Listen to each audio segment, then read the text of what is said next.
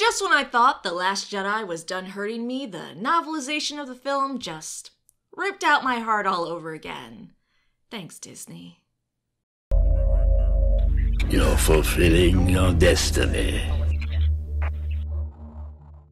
So The Last Jedi novelization, supposed to release this March 6th, was actually leaked, and with it came some really sad shit. Now, while this leak seems pretty legit, I want to throw the disclaimer that this isn't 100% verified. When my book comes in, I will definitely be verifying and making videos based on it. Which, by the leak alone, I can see why they wanted to release this book so late after the movie. There's a lot of shocking stuff. So let's talk about 5 of the most heartbreaking things from The Last Jedi novelization leak, a book that appears to be really fucking depressing. Number 1. Luke was ready to go with Rey. So in the movie, Luke was reluctant to leave the island, as we saw very clearly, asking Rey what one person with a lightsaber could do against an army. However, the novelization reveals that Rey did finally convince Luke to leave with her. So he actually wasn't set on staying on the island. During the Rey and Kylo touching hands scene is when he finally came to the decision to go with her, saying, "Rey, you were right. I'm coming with you." However, when he sees Kylo and Rey touching hands and connecting through the Force, he decides, yeah, no, I'm not leaving this island. So that in itself is a little sad that we were so close to Luke leaving. Number 2, Kylo would have saved his mom. The incredibly tense scene where Kylo is struggling to decide if he'll fire on the bridge of the ship Leia's on during the First Order attack on the Resistance is made even more heartbreaking in the novel adaptation. First, Kylo decided not to fire on the bridge because he felt through the Force that Leia wasn't angry at him. It appears Kylo needed his mother to be angry or disappointed in him to take that shot. Her believing he was a monster would make it easier for him to be that monster. When he realizes that she still cares about him, he can't go through with it. However, this shock at realizing she doesn't hate him and wants him to come back to her freezes him in the middle of the battle. The novel reveals that Kylo would have actually frozen the missile heading towards Leia if he wouldn't have been frozen in shock from Leia's feelings for him. Number 3.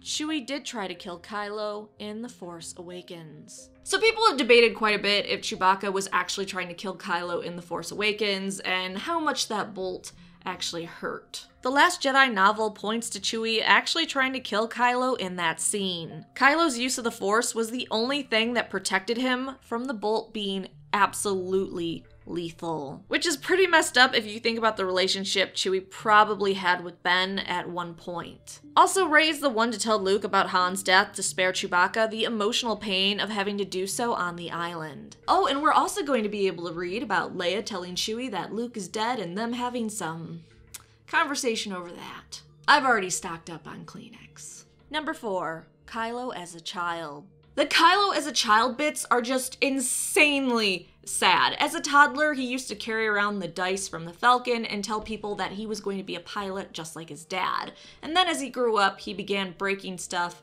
via the Force. Which, by the way, is very normal for Force-sensitive children, but Han and Leia didn't exactly understand that, and they worried about it behind closed doors. Ben would hear them talking about him like he wasn't their son and some kind of monster, when they thought he wasn't listening. Now remember that Rey called Kylo a monster in one of the scenes on the island. Well, she's called him a monster quite a few times, but think about that scene in particular and the look on his face. It adds so much more to that scene. It gets particularly heartbreaking when the novel explains that Kylo thought his parents were frightened of him, so they got rid of him, sending him away to Uncle Luke. Also interesting because the novel states Leia blamed Luke for taking Ben away from her. Well, and Snoke. There's also some sad bits about how Luke left her and how sad that makes Leia feel.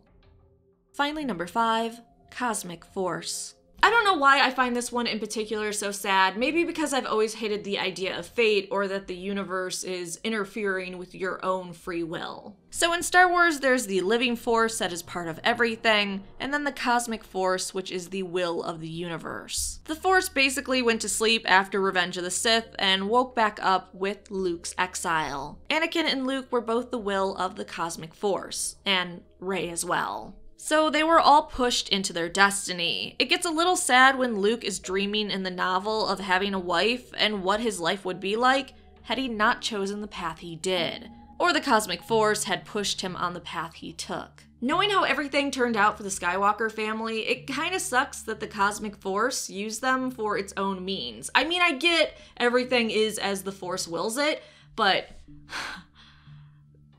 maybe back off a little bit, cosmic force. Bonus, when Luke is dying or becoming one with the force, he hears, "Let go, Luke. Let go, Luke."